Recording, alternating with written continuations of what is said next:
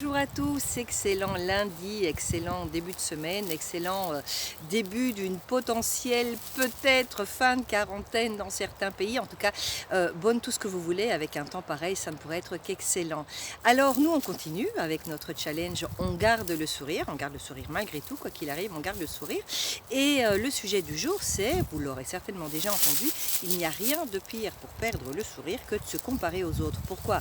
Parce que dans le meilleur des cas, on trouve qu'on fait mieux et alors on sent comme un manque cruel de modestie et d'humilité, ou alors, et c'est le cas beaucoup plus fréquent, on trouve que par rapport aux autres, eh bien on est nul, on ne sait pas faire ci, on ne sait pas faire ça et compagnie. Donc j'étais bien d'accord avec ce principe-là, sauf que en faisant mes recherches sur la gratitude, que je continue, j'ai trouvé deux études très intéressantes. Alors une première étude demandait à un groupe de personnes de lister tous les soirs tout ce qu'elle aimerait être ou avoir et qu'elle n'avait pas. Et là, résultat attendu, a chuté parce qu'on n'avait pas ce qu'on voulait avoir, on n'était pas à ce qu'on voulait avoir, donc on avait vraiment le focus sur le manque. Une autre étude qui était un peu plus mitigée, celle-là demandait à une partie du groupe de définir ce qu'ils aimeraient être, et il y a une autre partie du groupe de dire heureusement que je ne suis pas. Et là les résultats étaient déjà un petit peu plus 50-50. Pourquoi? Parce que ceux qui disaient j'aimerais être, pour certains c'était oh là là et je n'ai rien de tout ça, ou au contraire c'était pour y arriver il faudrait que j'ai un plan.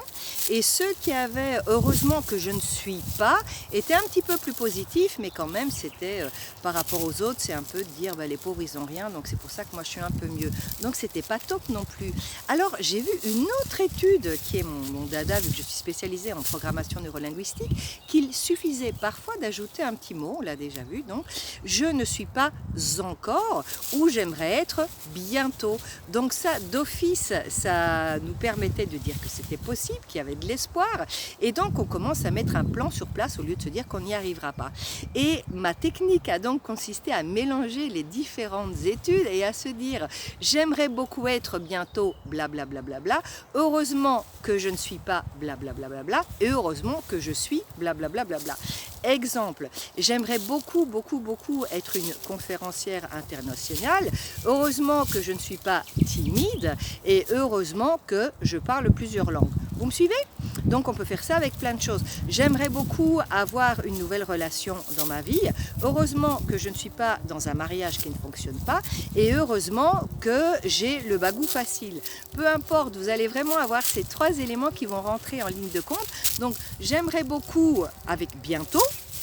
Heureusement que je n'ai pas ou que je ne suis pas quelque chose qui vous empêcherait de l'avoir, et heureusement que j'ai quelque chose qui va me permettre de l'avoir. Et vous allez voir que vous aurez un sentiment de satisfaction et une envie de mettre le pied à l'étrier qui va apparaître comme par magie. Voilà, je vous liste en bas les trois étapes, je vous mets ça par écrit parce que certaines personnes m'ont dit qu'elles n'avaient pas réalisé que j'expliquais les techniques dans le texte. Donc oui, allez toujours voir, les tips sont mis par écrit.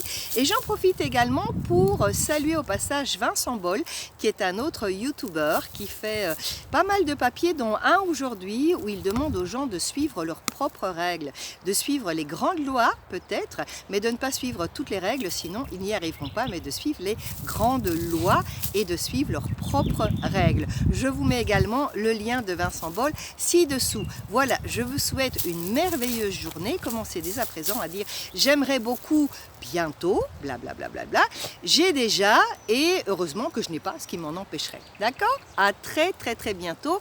On se voit si tout va bien vendredi.